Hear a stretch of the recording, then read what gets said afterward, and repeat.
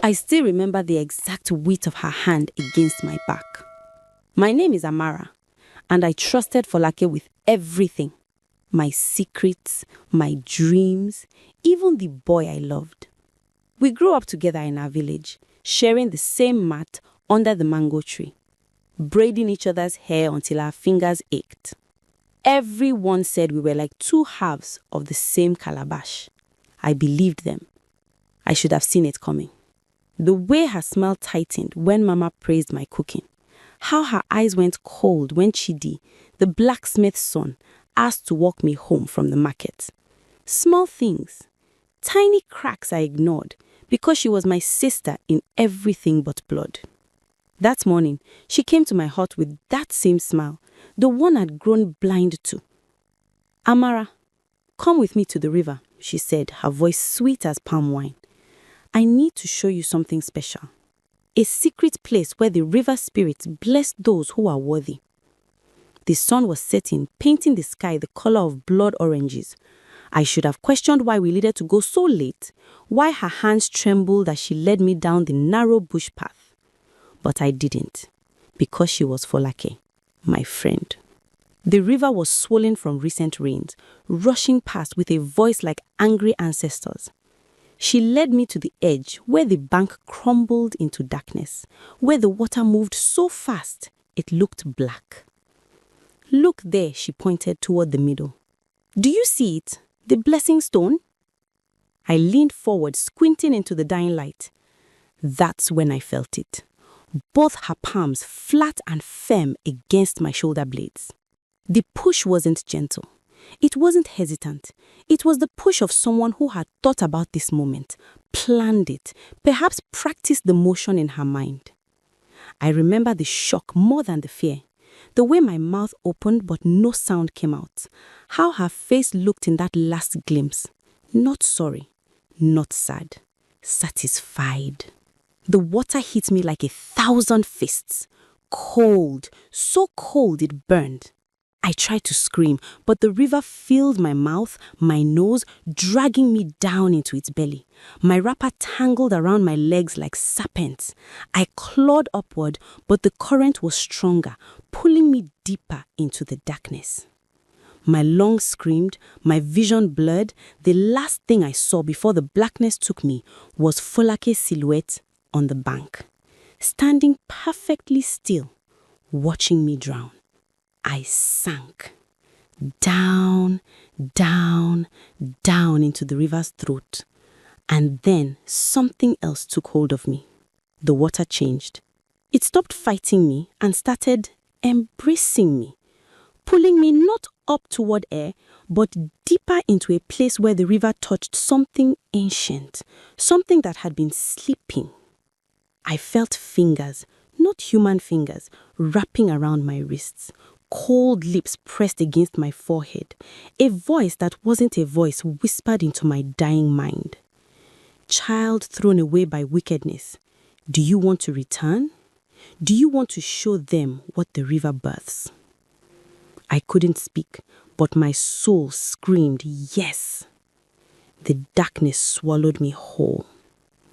When I woke up, I was lying on the riverbank 3 miles downstream, coughing up water that glowed faintly in the moonlight. My body was the same, but something fundamental had shifted. I could feel the night air against my skin like a living thing.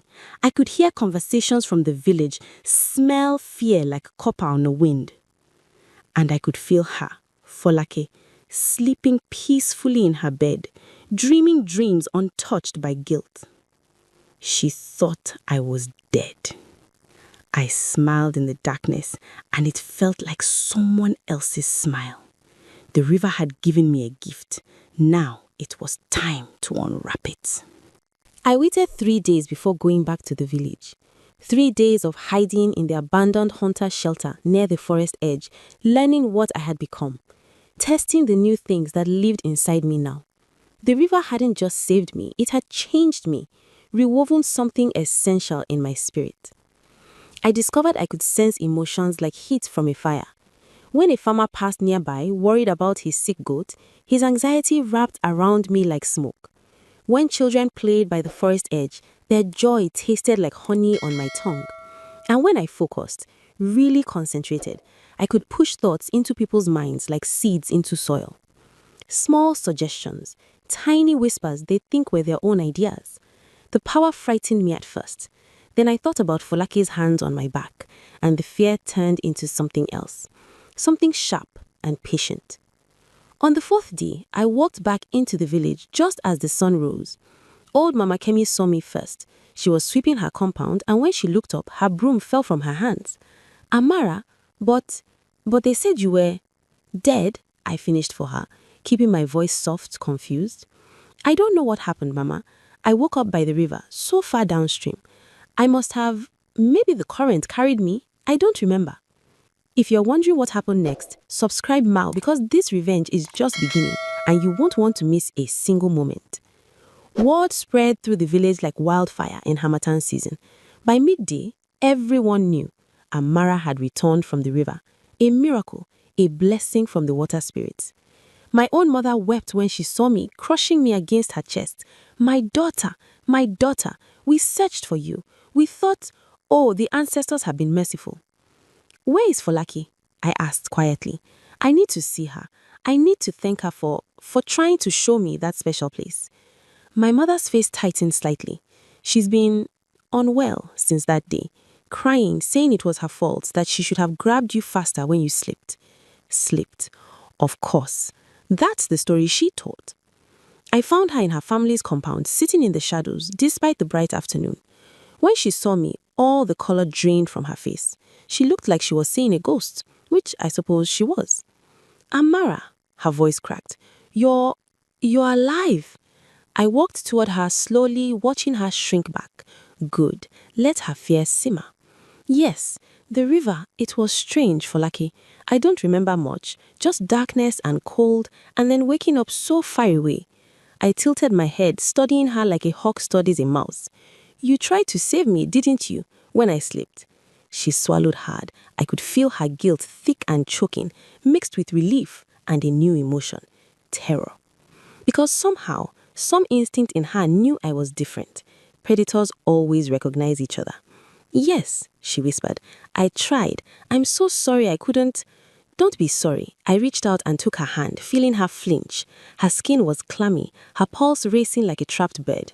I squeezed her hand just a little too tight, smiled just a little too wide. Then I planted the first seed. It was subtle, almost invisible, just a tiny whisper in the back of her mind. Everyone knows what you did. Everyone can see your guilt. I watched her pupils dilate as the thought took root. I should rest, I said, releasing her hand. I'm still so tired, but we'll talk soon, yes? Like we always do. Best friends forever. I left her sitting there, trembling, and I could feel the paranoia beginning to bloom in her mind like black mold. This was just the beginning. That night, I lay in my mat and planned. I wouldn't rush this. Revenge, real revenge, needed to be slow, methodical. I would take apart her life piece by piece, just as she tried to take mine. And I would make sure she knew, deep in her guilty soul, exactly who was destroying her. The river had given me power. Now I would teach Folake what happens when you throw away someone's life. I would teach her that some people don't stay dead. I started with these small things.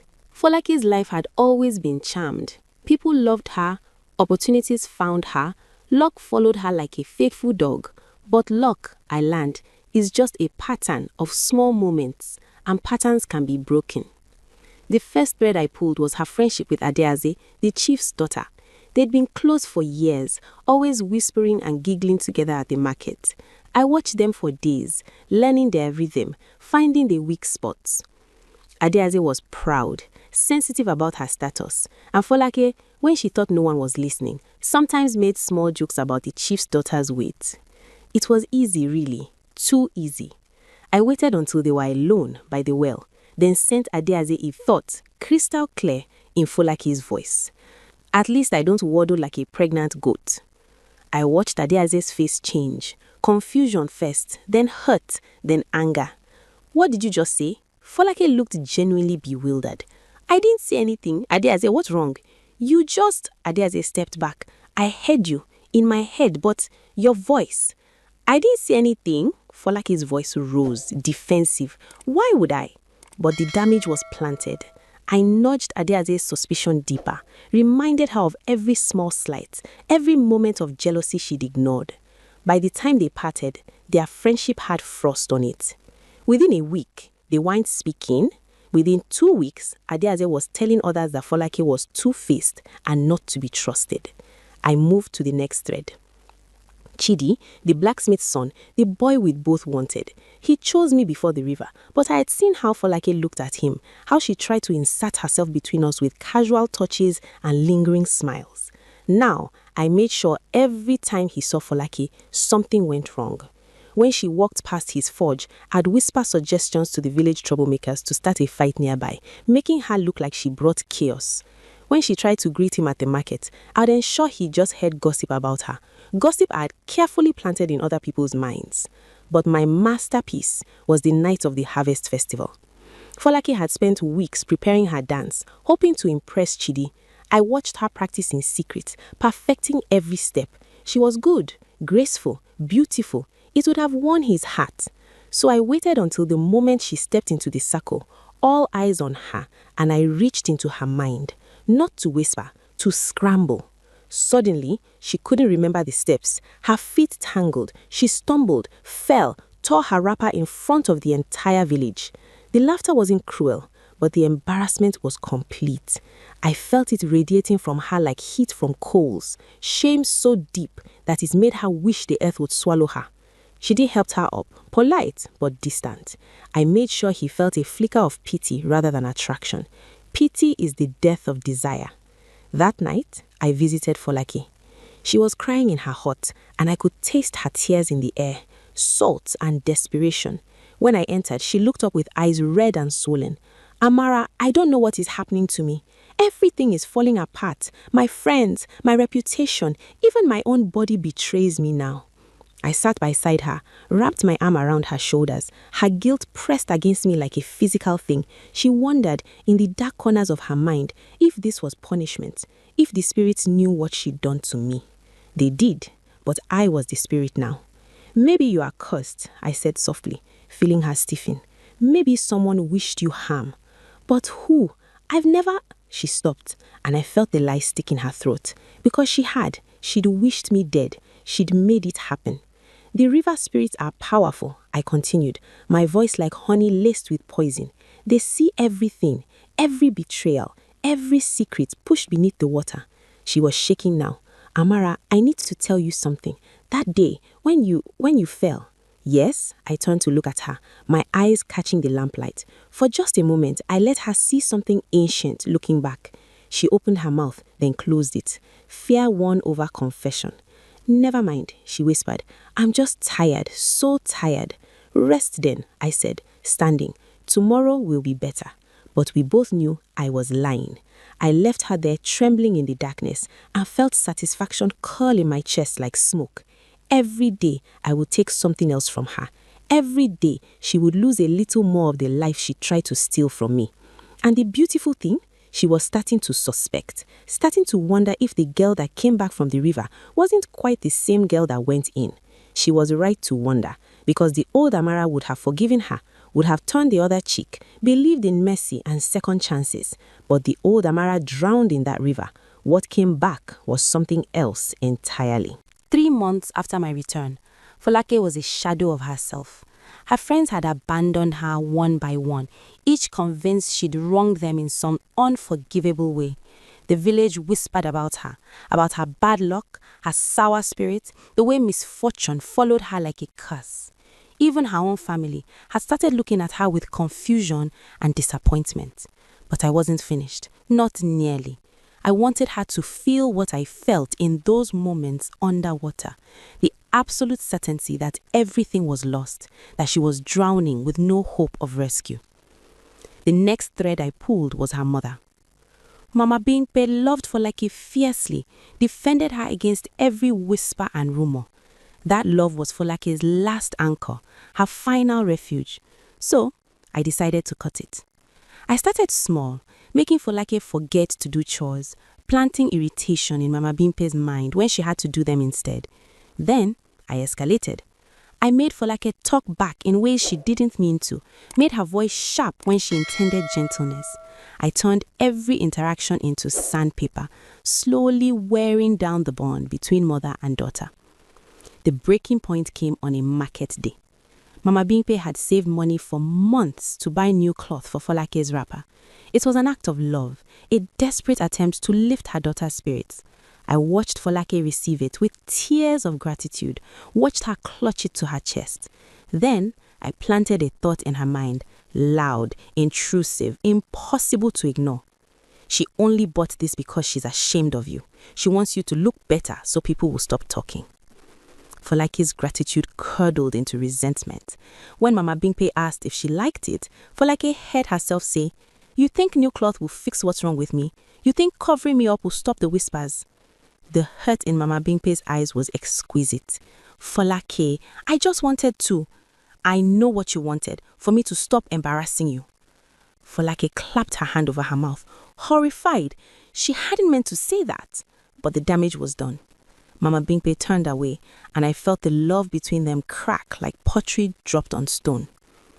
That night, I heard Folake screaming in her sleep. I stood outside her hut, listening to her nightmares.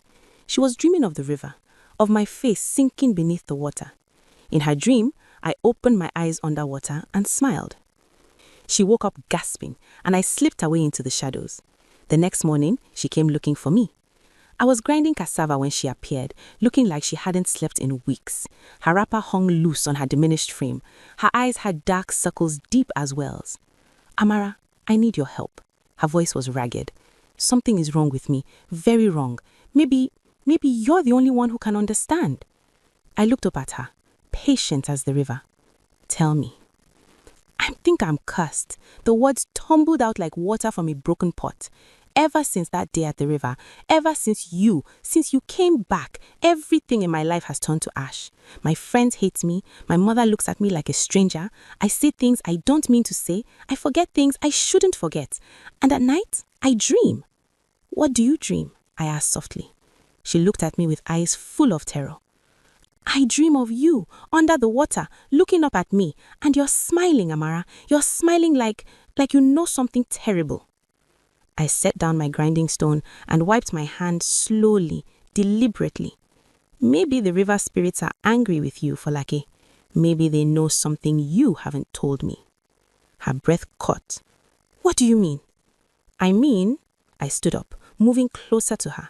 She flinched but didn't step back. Maybe someone needs to confess.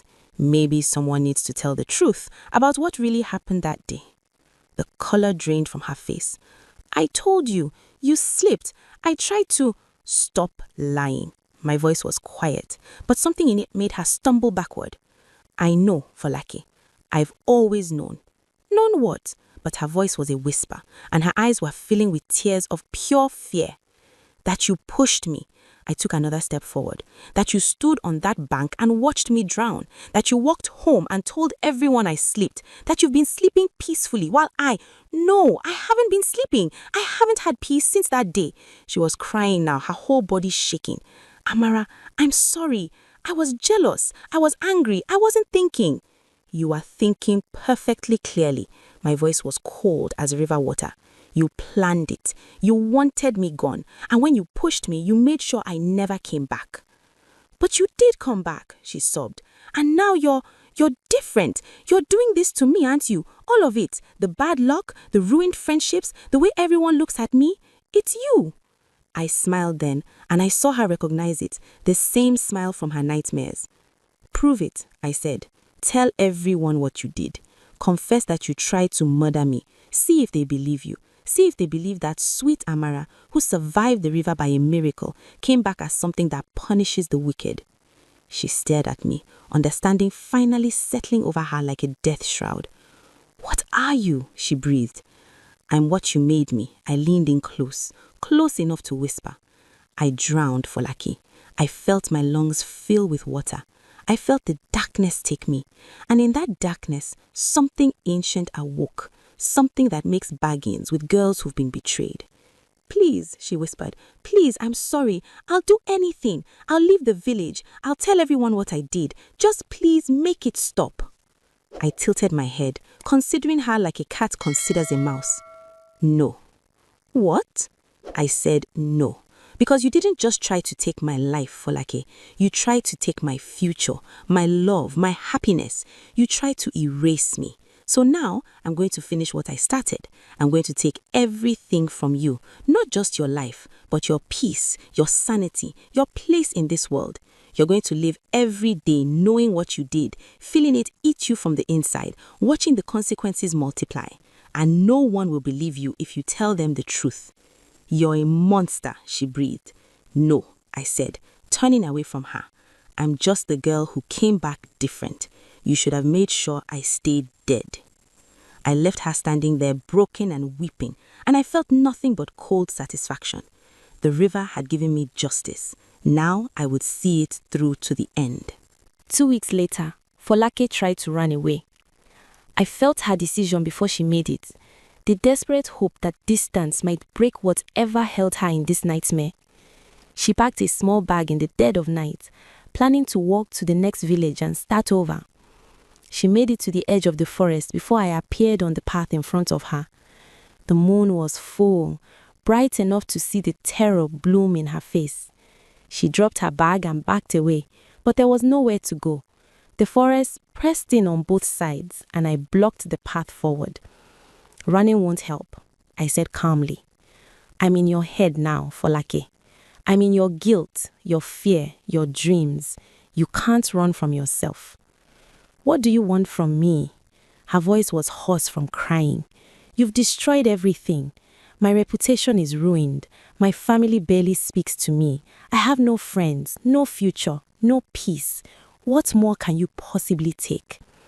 I stepped closer, and she shrank back against a tree.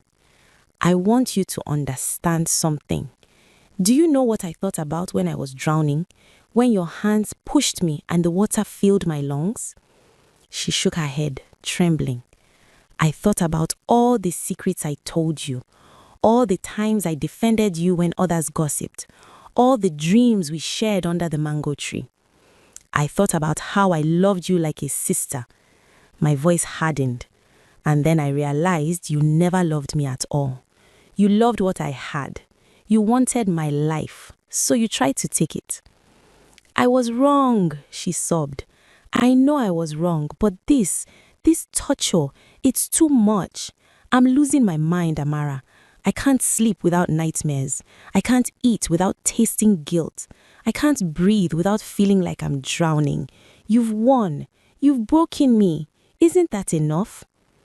I studied her, this shell of the girl who once smiled while destroying me. Part of me, a small part, felt something like pity. But then I remembered the coldness of the water, the certainty of death, and the pity dissolved. I could let you go, I said slowly. I could release you from this curse, let you start over. But you need to do something for me first. Hope flickered in her eyes. Anything, I'll do anything. Tell everyone the truth. Tomorrow, in front of the whole village. Tell them you pushed me into the river intending to kill me. Tell them about your jealousy, your hatred, your crime. The hope died. They'll exile me, or worse, the chief might. I interrupted. That's the price. Your truth for your freedom, your confession for your sanity. Otherwise, I'll make sure every day for the rest of your life feels like you are drowning just like I did. And trust me, I can keep this up forever. She slid down the tree trunk, sitting in the dirt, defeated. For a long time, she was silent. Then finally, she nodded. Tomorrow. I'll tell them tomorrow. I nodded and stepped aside, letting her pass back toward the village. She walked like someone going to her own execution, and I suppose she was. But as I watched her go, something unexpected stirred in my chest. Not regret exactly, but a question. When would enough be enough? The next morning, the entire village gathered in the central square. Folake had sent word that she had an important confession. People came out of curiosity, expecting another breakdown, another spectacle. I stood at the back of the crowd, watching. Folake climbed onto the speaking stone, her face pale but resolute. Mama Bimpe stood near the front, confused and worried. Chidi was there too, and Adiaze, and all the others who turned away from her.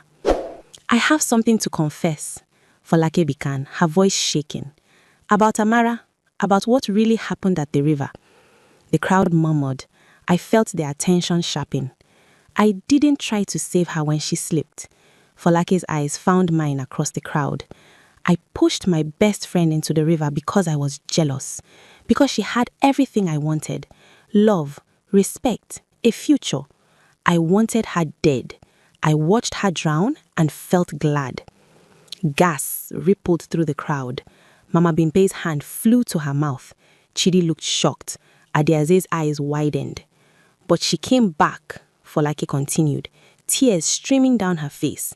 And I've been living in hell ever since. Not because of curses or spirits, but because of guilt. Because of what I did. Because I'm a murderer who failed. The chief stepped forward. These are serious accusations you make against yourself, Folake. Do you understand what you are saying? I understand perfectly. Folake looked at me again. I understand that some things can't be forgiven, that some actions have consequences that never end. I understand that I deserve everything that's happened to me. The crowd erupted in angry voices. Some called for exile. Others demanded the chief pronounce judgment. Mama Bimpe was weeping, reaching for her daughter. But I was watching Folake's face, watching something I hadn't expected. Relief. Terrible, painful relief. As if finally speaking the truth had released something inside her, even knowing the cost. The chief raised his hand for silence.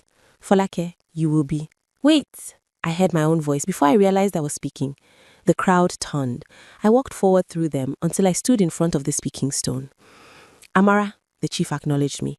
You are the victim here. What do you say to this confession? I looked up at Folake. She looked back at me with eyes that had finally stopped hiding. And I realized something. The revenge I'd planned, the slow torture I'd inflicted, it had changed me as much as the river had. I'd become the thing I feared, someone who could hurt without mercy, who could watch another person break and feel satisfaction. The river had given me power, but power over others is nothing compared to power over yourself. I took a deep breath. I say that Folake has spoken her truth, and that truth is her punishment and her path forward. I won't ask for exile or death. I ask that she be given a chance to make amends, through service, through humility, through living every day with the weight of what she's done. The crowd murmured in surprise. Folake stared at me, disbelieving. But, I continued, I also ask that she leave this village for 1 year. Go somewhere else, live differently, learn who you are beyond jealousy. If after that year you can return with genuine change, then perhaps we can speak again. The chief nodded slowly.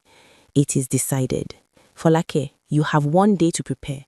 Then you leave for 1 year of exile and reflection. As the crowd dispersed, Folake climbed down from the stone and approached me. Why? She asked quietly. After everything I did, why show mercy now? I looked at her, really looked at her, seeing past my anger to the scared, broken girl underneath. Because I realized something. The river gave me power to punish you, yes, but it also gave me the power to choose, and I choose not to become what I hated in you. She nodded, tears falling silently. Thank you. I don't deserve it, but thank you. I said, don't thank me, just be better. Become someone who would never push a friend into a river. Become someone worthy of a second chance. She left the next morning. I watched her walk down the same path we'd walked together as children, but now she walked alone. The power the river had given me didn't disappear. I could still feel it humming beneath my skin, could still sense emotions and plant suggestions, but I chose to use it differently now, to help rather than hurt, to protect rather than punish. This is the lesson I learned, and perhaps it's one for you too. Revenge might feel sweet, but mercy is what truly sets you free. If this story moved you, if it taught you something about forgiveness and power, consider subscribing. There are more tales to tell, more wisdom to share, and more truth to uncover together. Sometimes I go back to the river. I stand on the bank where she pushed me and remember the girl who drowned there. She was kind but naive, trusting but blind. I miss her sometimes, but I don't regret becoming who I am now. Someone who knows both the depth of betrayal and the strength of choosing mercy. They say the river spirits are powerful, that they see everything and balance the scales. Maybe that's true. Or maybe the real power was always inside us. The power to destroy or to heal, to curse or to bless, to become monsters or to remain human despite what others do to us. Falake returned after her year of exile, changed, quieter, humbler. We're not friends, we'll never be friends again, but we coexist. We nod when we pass, and sometimes I catch her looking at me with an expression I understand now. Gratitude mixed with shame, relief mixed with regret. She knows I could have destroyed her completely. She knows I chose not to. And that knowledge, that debt, that understanding, it's a different kind of power. One that does not corrupt, one that builds rather than break. This is what I want you to understand, whoever hears this story. Yes, I came back from the river different. Yes, I had power to punish the one who wronged me. But the real transformation wasn't in what the river gave me. It was in what I chose to do with it. We all face moments where we can choose revenge or mercy, where we can destroy our enemies or give them a chance to change. The choice we make in those moments defines us more than any power ever could.